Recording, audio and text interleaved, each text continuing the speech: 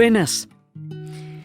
Hoy en el año 3 se cumplen 50 años de uno de los hechos más dolorosos, traumáticos, aterradores, polémicos y desgarradores de la historia colectiva de América Latina en el siglo XX.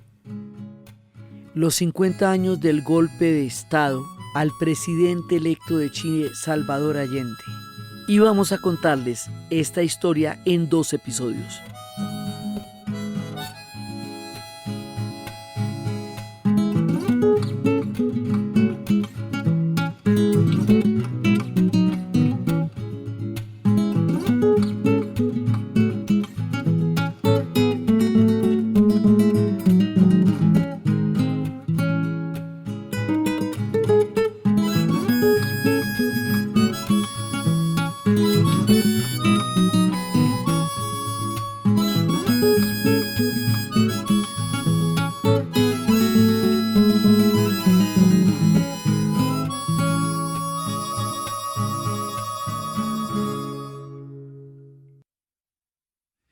Entonces, esto es un duelo a la memoria colectiva y en este momento, en los 50 años, hay conmemoraciones, ha habido en estas últimas semanas, conmemoraciones en todo el planeta. El actual presidente Boric ha hecho un acto de memoria muy grande y como el exilio en Chile fue tan grande y tanta gente creció y vivió en otras latitudes por este hecho, entonces se ha hablado muchísimo en estos días del golpe por todo el impacto que tuvo y ha tenido en América Latina, sobre todo porque con los 50 años de perspectiva muchas cosas se saben hoy que en ese momento no se conocían por el impacto de lo que pasó. Entonces hemos estado un poco con los chilenos, reviviendo su memoria, sus sentimientos. Tuvimos una entrevista maravillosa con la actual embajadora de Chile en Colombia, la señora María Inés Ruz, que nos abrió sus puertas para contarnos de su experiencia personal y de su experiencia como generación. También estuvimos en la conmemoración, en los actos que se hicieron acá en nuestro país, en conmemoración de los 50 años y un poco caminando la memoria de los chilenos. Caminando la memoria de los chilenos que han hecho un ejercicio de democracia y de memoria en estos 50 años. La idea de la conmemoración ha sido recordar lo que pasó y entender la importancia que tiene la defensa de la democracia frente a todas las diferentes adversidades o amenazas que puede tener, y entender que la democracia siempre es algo que se debe defender y que no está dada ni garantizada. Entonces, bueno, un poco sobre esto tendremos algunas palabras de la entrevista con la señora embajadora, porque esa entrevista es un relato vivo de la memoria de todo lo que pasó.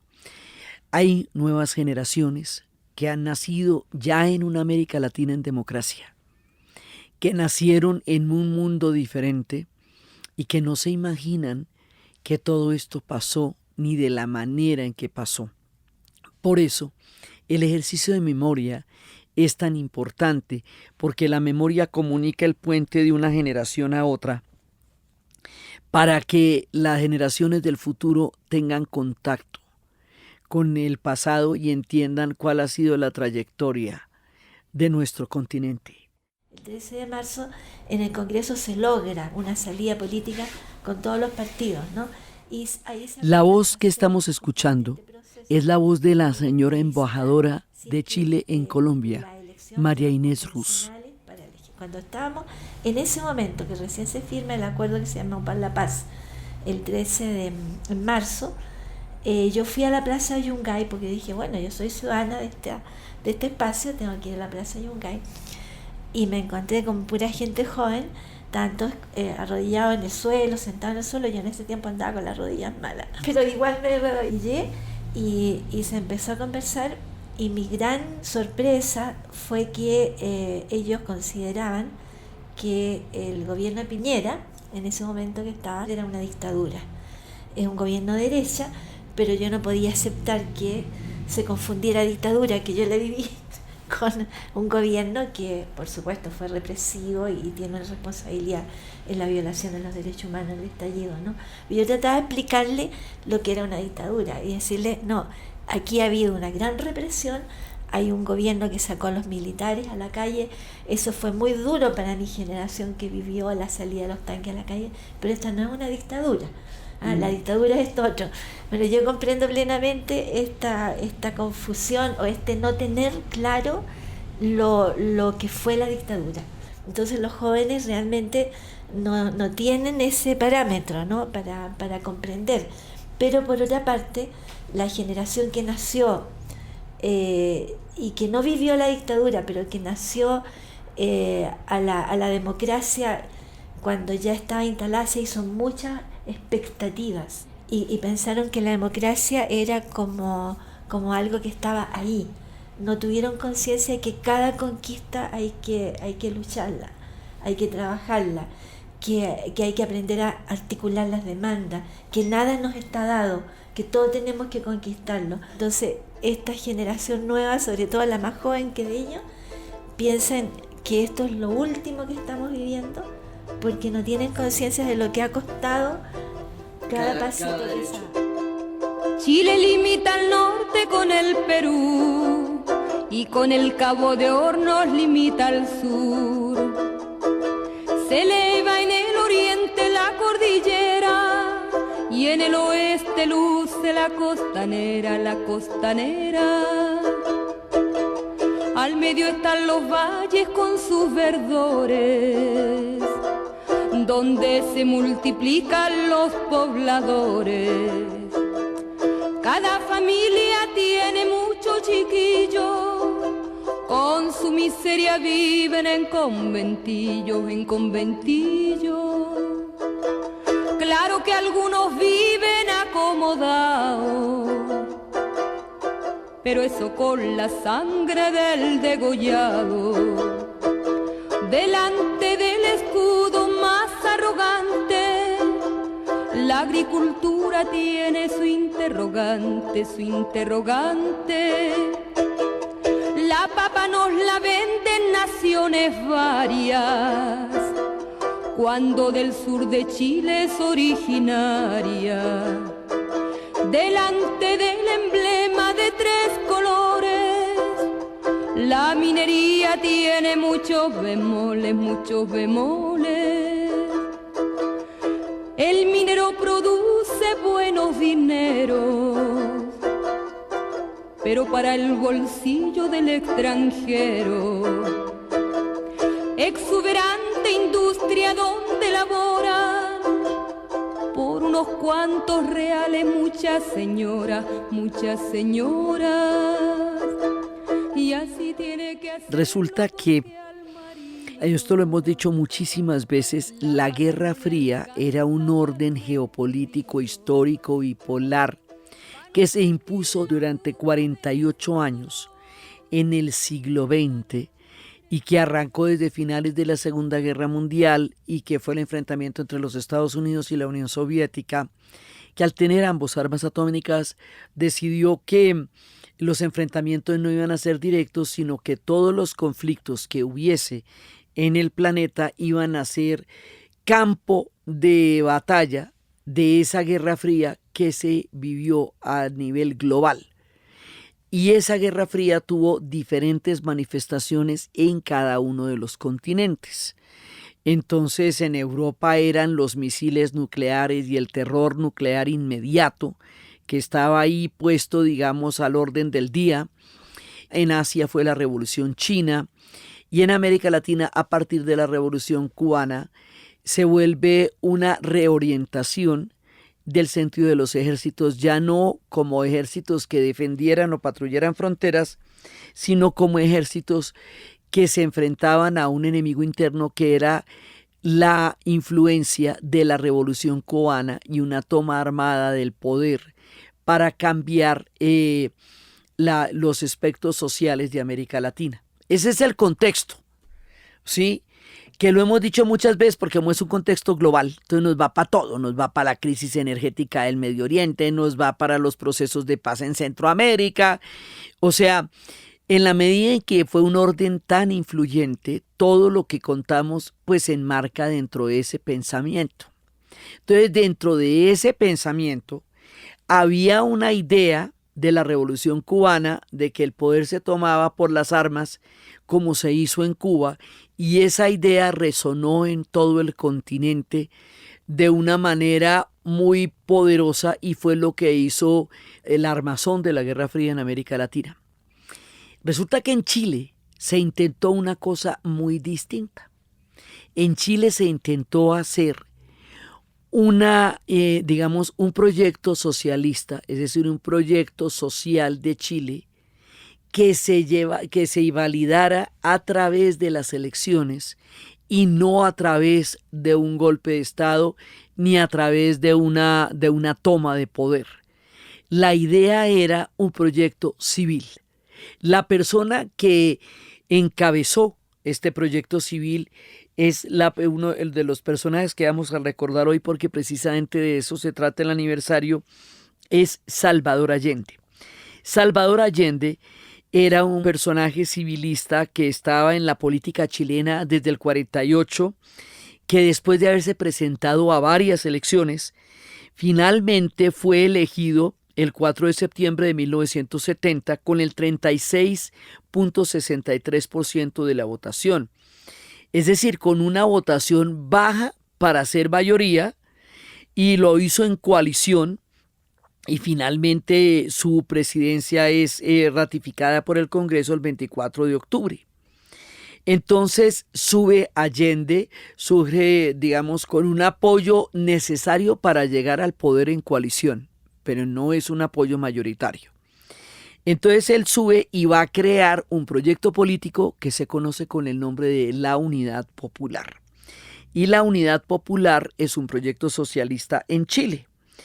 Entonces él lo llama la vía chilena al socialismo con sabor a empanadas y vino tinto. Y la apuesta de él es crear el socialismo a través de consensos, a través de las instituciones democráticas y a través de pactos y alianzas al interior de Chile, un Chile que él va a conocer en ese momento en una pobreza extrema, muy dependiente de la industria minera que perpetuaba la pobreza. Allende era un tipo con mucha trayectoria, había sido senador y como senador había aprobado muchas medidas que tenían que ver con la salud y de beneficio a la niñez. Entonces había cierta adhesión de los sectores populares que veían en este gobierno por primera vez un gobierno que podía darle dignidad a la vida de los trabajadores. Ahora, ¿quiénes? Por supuesto, había sectores que se veían perjudicados, pues bueno, ni que hablar de los sectores que tenían intereses poderosos que defender. Ya había habido una reforma agraria en el periodo de Eduardo Frei Montalva, como digo, demócrata cristiano, que era rechazada por los grandes latifundistas y los grandes terratenientes. Y en el programa de Allende él se compromete a profundizar la reforma agraria, porque era todavía una reforma agraria muy, muy insuficiente para las necesidades de tierra que tenían los campesinos, para mejorar la vida general del campesino en Chile, que era muy pobre, ¿no? Muy pobre. Entonces, ese clima, o sea, no podemos negar que había un clima de exacerbación social y de crisis económica cuando viene el golpe. Lo que sí me gustaría que quedara meridianamente claro es que Allende creyó hasta el final en la vía institucional, ¿no? Él nunca se sobrepasó de ese nivel. La realidad es que en Chile hubo un proyecto que pretendía un cambio de estructuras económicas y sociales en beneficio de las grandes mayorías y que ese cambio se proponía por la vía pacífica.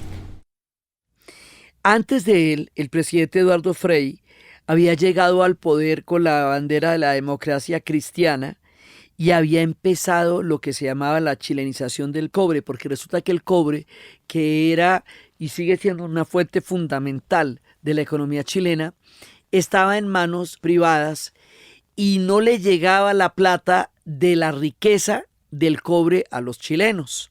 Entonces la idea era tener mucho más intervención en la riqueza que el cobre generaba. Entonces Eduardo Frei lo que hace es que empieza este proceso y empieza un proceso de nacionalizar las industrias del país. Ese proceso que lo había empezado Eduardo Frei lo va a profundizar Salvador Allende y lo va a hacer a través de la ratificación en el Congreso chileno, porque es importante entender que todo lo que él hizo lo hizo desde la vía civil y lo hizo con el apoyo de la democracia cristiana y con el Estatuto de Garantías. Entonces Allende empieza a crear su proyecto político. Como les digo, es una persona muy vieja en el espectro político de Chile, y es un civilista y es un demócrata, y a eso es a lo que él le va a apostar. Entonces él empieza a montar el modelo de país, pero el modelo de país que Allende va a montar va a sufrir una cantidad de reveses. Primero, una fuerte oposición que empieza desde el principio, un ejército dividido, la mitad apoyando las instituciones democráticas de Allende y la otra mitad rechazando el modelo del socialismo que se está implementando. Va a haber un saboteo económico de parte de los Estados Unidos que después fue probado y fue ya, digamos, eso ya se sabe actualmente, que hubo un sabotaje a nivel de crear un desabastecimiento y a nivel de caotizar la economía. Eso también pasó. Cuando se aprobó la nacionalización del cobre, se fueron los técnicos, se llevaron los planos, se fueron los ingenieros y dejaron eso muy difícil de intervenir. Entonces ya eso te produce un problema. Después fueron haciendo problemas para la compra de insumos, ¿ya? Las empresas norteamericanas compraban sus insumos en Estados Unidos. Hubo un problema con los insumos. Después se fue alentando el paro del famoso paro de octubre, que fue el paro patronal de las empresas que tenían las líneas de camiones y de líneas de abastecimiento. Luego se fue acaparando alimentos. Ahí el gobierno respondió creando la JAP, Junta de Abastecimiento Popular, y eso también fue como un tema tomado como que había un privilegio para la gente que era como partidaria de la Unidad Popular, ¿no? Lo que se hizo fue, en ese momento, es tratar de abastecer directamente, porque la cadena de distribución fue la que fue apropiada por los sectores que empezaron a crear desabastecimiento. Después se fue alentando el paro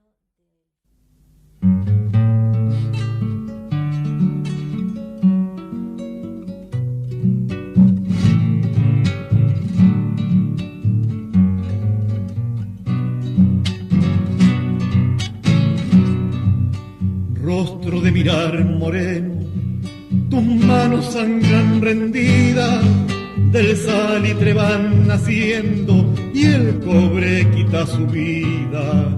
Que corte su floración, pa' empuñar su rebeldía. Que corte su floración, pa' empuñar su rebeldía.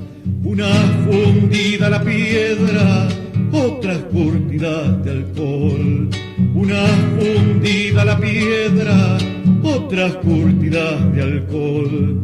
Allá siembran en la arena la vida, acá cosechan dolor. Allá siembran en la arena la vida, acá cosechan dolor.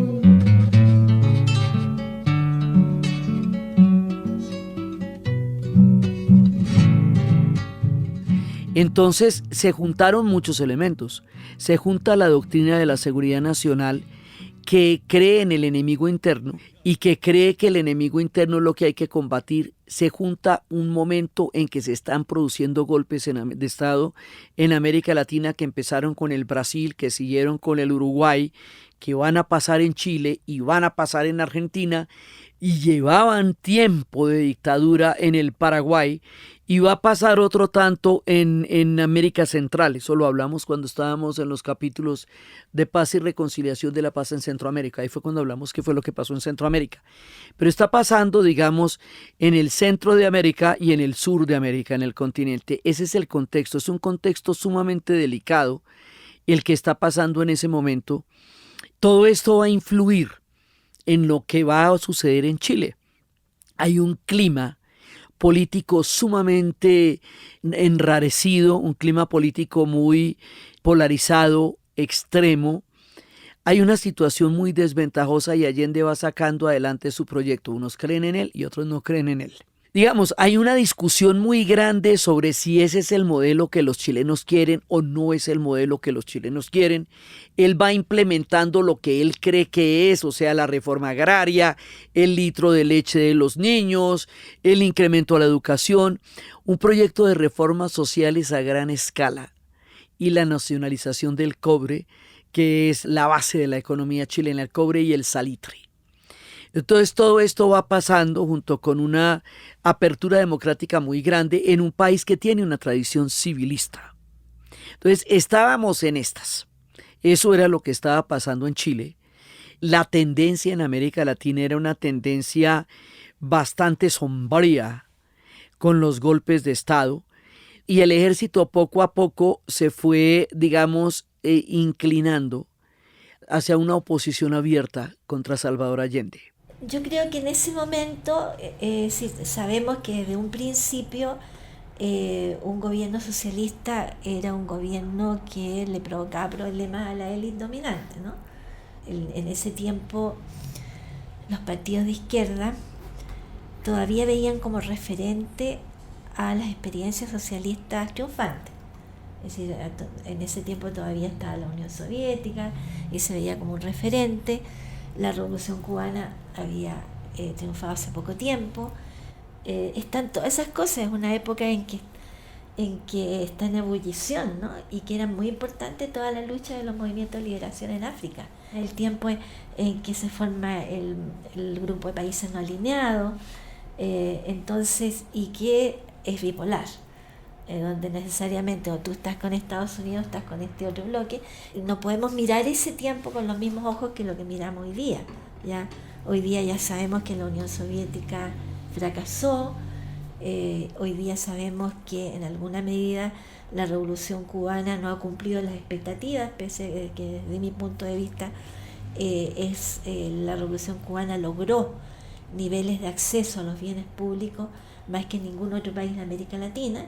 Ese es otro tema, pero no era un momento en que todavía la izquierda hubiera tenido elementos como para pensar que las cosas se podían hacer de otra manera que no fuera con la doctrina, y eso significaba que había que tomar un control del Estado para poder hacer los cambios. Y en ese panorama de la izquierda, el proyecto del presidente Allende, que influía dentro del Partido Socialista, que también era un partido que se definía en aquellos tiempos como marxista-leninista, era decir no a la dictadura del proletariado, sino que hacer los cambios construyendo mayoría. Y lo que uno puede deducir leyendo los discursos de Allende de la época, porque bueno, yo igual era joven en ese tiempo, y no es que estuviera leyendo los discursos de Allende, pero ahora a la luz de revisar la historia, uno lee los discursos de él y realmente él es muy coherente en esa línea. Él realmente piensa que para hacer cambios revolucionarios, dice él, hay que tener mayoría. Y yo creo que por eso que el pensamiento de él hoy día tiene mucha validez, porque muchos recién estamos descubriendo que en realidad cuando se imponen los cambios es muy difícil construir democracia. Hay quienes hablan de una época muy caótica, hay quienes hablan de una época muy democrática, hay quienes hablan de una época de grandes reformas, hay quienes hablan de una época de gran confusión.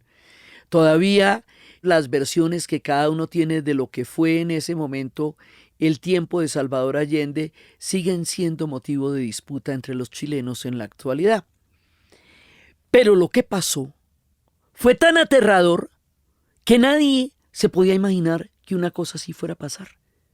O sea, existía la posibilidad de un golpe, estaba pasando en los demás países del Cono Sur.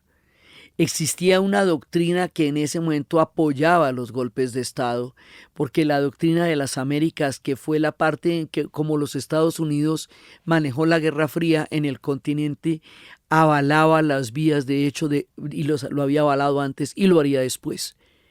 Pero lo que pasó, si no se le ocurría a nadie.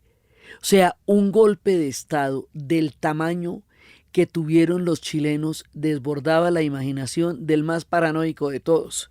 Porque lo que ocurrió, que es de lo que se está hablando en esta conmemoración dolorosísima, fue que de la tensión política y de toda esta situación enrarecida, vamos a pasar a un golpe de Estado que va a ser de la siguiente manera. A las 6:15 de la mañana, al presidente Salvador Allende se le dice que la Marina ha hecho una sublevación en la ciudad de Valparaíso, una ciudad bellísima que ellos tienen además. A las 7:20, Allende sale rumbo al Palacio de la Moneda y ahí le informan que el ejército le apoya, porque es que resulta que lo del ejército todavía no es claro en este momento, porque había una fracción del ejército que apoyaba a Salvador Allende y hacía poco había habido un nuevo nombramiento de mando en las Fuerzas Armadas. Augusto Pinochet, que era el comandante de las Fuerzas Armadas del gobierno de Salvador Allende, fue quien le hizo el golpe. Carlos Prats había sido el anterior y había dimitido en nombre de Pinochet porque en ese momento, lo que les digo, el ejército tenía profundas divisiones por dentro. Entonces Allende no tiene claro todavía a qué se está enfrentando, ni quiénes están orquestando este golpe de Estado. Y resulta que llega a Palacio y en ese momento los carabineros, bajo el mando de los generales Mendoza y Giovanni, ya tienen controlado el Palacio. Estos son los que están haciendo el golpe de Estado. Y luego, a las 8 de la mañana, Allende hace la última aparición en público desde el Palacio Presidencial. Y las Fuerzas Armadas le dicen que al señor presidente que debe proceder inmediatamente a la entrega de su alto cargo a la Fuerza Armada. Es decir, el golpe de Estado consiste en que le dicen que entregue el poder, que las Fuerzas Armadas acaban de entrar en control de Palacio y que él debe entregar el poder. Entonces él dice que él no va a entregar el poder, que él se va a quedar allá y en ese momento los tanques empiezan a rodear el Palacio. Los soldados se acercan a la Moneda, hay francotiradores en los edificios y esto es a las 9 de la mañana, a las 9:55 de la mañana esto ya está rodeado. Salvador Allende, desde el único radio que todavía no está controlado por los golpistas, porque se controló la radio por un lado y las comunicaciones. Más adelante hubo un escándalo con la ITT, que era la que tenía el control de las comunicaciones y que se comprobó que ellos aislaron al presidente de la posibilidad de comunicarse con el pueblo chileno. Entonces, lo último que él dice es un discurso de 6 minutos donde dice que no va a renunciar y que va a pagar con su vida la lealtad al pueblo chileno. Ya las cadenas radiales estaban controladas y ya viene el ultimátum y entonces le dicen que si él no entrega el poder a un presidente que está ahí solo, aislado, lo van a atacar por tierra y aire. Oiga, y lo atacan por tierra y aire. Y de pronto el Palacio Presidencial de la República de Chile, que se conoce con el nombre de La Moneda, va a ser bombardeado por tierra y por aire por un golpe militar. Esto era inconcebible. Bombardear un palacio presidencial es inconcebible. Y empieza en ese momento, la infantería ataca el palacio con armas pesadas de una manera tan contundente que la gente no puede creer las imágenes de lo que está pasando en ese momento. El mundo va a ver esto por todas partes. Y entonces empiezan a decir, bueno, no, entonces creamos condiciones de rendición, y las condiciones de rendición es que haya una formación de un gobierno civil, que se respeten las conquistas sociales. Digamos, hay una delegación que dice, bueno, está bien, pactemos las condiciones de rendición y cuando llegan van a ser detenidos y ellos no van a volver a aparecer. Y entonces ahí es cuando Allende le dice a la gente que está con él, a las últimas personas que están con él, que se rindan, que salgan con una bandera blanca. Y él se queda adentro. Y esa imagen de Allende con su casco, ahí solo, y él se suicida porque no se va a entregar. Durante mucho tiempo hubo la controversia sobre si él se suicidó o sobre si fue asesinado. Esa controversia duró años, pero él no salió vivo de ahí. Él se suicida y él nunca se entrega. Y esa imagen de él solo, aislado, con su casco y con el fusil, es una de las imágenes que queda congelada en la memoria de América Latina. Entonces, ahí estamos a las 2 de la tarde. Y a partir de ahí, Roberto Aguilar informa por la radio: las Fuerzas Armadas y del Orden han asumido el deber moral que la patria les impone al destituir al gobierno que, aunque inicialmente legítimo, ha caído en la ilegitimidad. Entonces, ahí lo que pasa es que en nombre de la democracia, en nombre de la legitimidad y en nombre de las instituciones, bombardean un palacio, destituyen a un presidente que sale muerto de palacio, arrestan a las personas que estaban ahí y destruyen toda la institucionalidad democrática que dicen defender en nombre de la democracia. Y de ahí en adelante se desata una represión impresionante. 95 políticos de la Unidad Popular se van a entregar al Ministerio de Defensa y van a ser inmediatamente detenidos y van a ser llevados al regimiento de Tacna, y de ahí en adelante no se va a volver a saber de ellos. Retiran el cuerpo de Salvador Allende de La Moneda. Los militares, envuelto en una manta, lo trasladan a una ambulancia al hospital militar, donde se da a conocer el informe de suicidio. La televisión empieza a tomar las primeras imágenes cuando la Junta Militar asume, y Pinochet dice que con el decreto número 1 se implanta el estado de sitio. Y de ahí en adelante empieza una represión sistemática a todos los opositores del golpe de Estado. Entonces, eso es una represión que no va a distinguir matices políticos. Había gente que estaba de acuerdo con el gobierno de Salvador Allende, gente que no, de la misma izquierda, de la misma derecha. Había, como les digo, una discusión política muy grande en torno al proyecto mismo. Pero la represión que se desata no va a distinguir a nadie. Y va a eliminar a todos los opositores de todas las fracciones, de todas las diferentes formas, estuvieran o no de acuerdo con el proyecto de Allende. Todo el mundo estuvieran en los sectores más moderados, más radicales, porque había un espectro, digamos, amplio de posiciones políticas en Chile en ese momento. Y lo que va a haber es una represión, es el arresto de todos los opositores, es la destrucción de las instituciones políticas, y de ahí en adelante se va a instaurar una dictadura que va a durar 17 años. Porque a partir del golpe es como que es un golpe día tras día. Entonces yo te puedo decir, hay miles de testimonios de cómo se vivió ese día. Yo creo que las imágenes y la fotografía de la moneda, de la gente sacándola, es una imagen que refleja bien lo que se vivió en todas partes, ¿ya? A pesar de que nosotros éramos una organización que pensaba que estábamos preparados, no estábamos preparados para nada. Fue tan drástico y tan rápido, o sea, tan rápido como ellos fueron copando todo. Éramos estudiantes, éramos revolucionarios, yo tenía unos trabajitos por ahí, por allá, mi compañero igual. No teníamos muchos recursos, pero teníamos vecinos que, por ejemplo, tenían televisión, y mi hija iba a ver la televisión del vecino al lado. De repente siempre una vecina que te llevaba una cosita rica para comer. Y de repente lo que ocurre es que el miedo de la gente es tan grande, te ven a ti y te empiezan a cerrar las puertas y tú no tienes como a quién acudir, ¿no? Esa es la sensación, y uno empieza a saber noticias, ¿no? De cayó tal compañero, cayó este. Los militares no tenían tanta información, pero fueron logrando crear un aparato de inteligencia, y en la medida en que iban tomando gente, por supuesto, porque nadie es capaz, o es muy difícilmente, la gente es capaz de soportar las torturas a las que fueron sometidos. Y yo creo que nadie, como tú misma dices, está preparado para ese nivel de represión y de tanta como de tanto odio, ¿no? De tanto odio acumulado.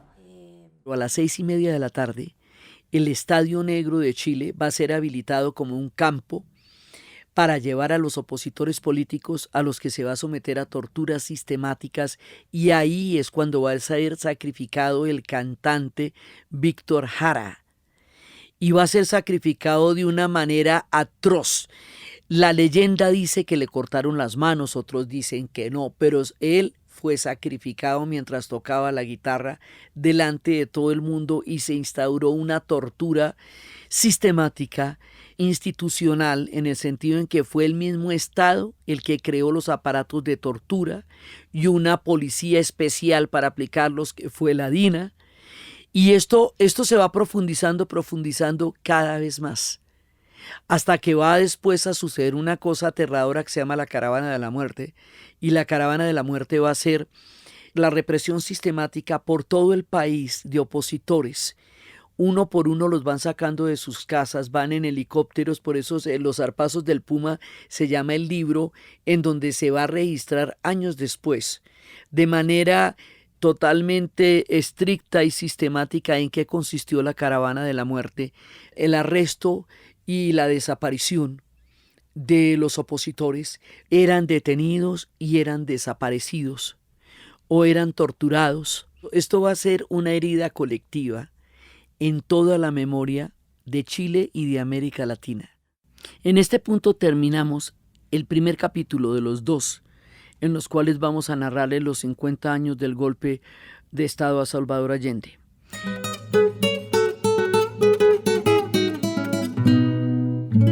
Entonces, desde los espacios del golpe de Estado, de la Unidad Popular, de la figura de Salvador Allende, del Chile en esa época del año de 1973, de la gente en las calles, del dolor tan grande que esto significa para América Latina, y de Víctor Jara cantándonos por el derecho de vivir en paz, en la narración de Ana Uribe. Y para ustedes, feliz día, cualquiera que ese sea.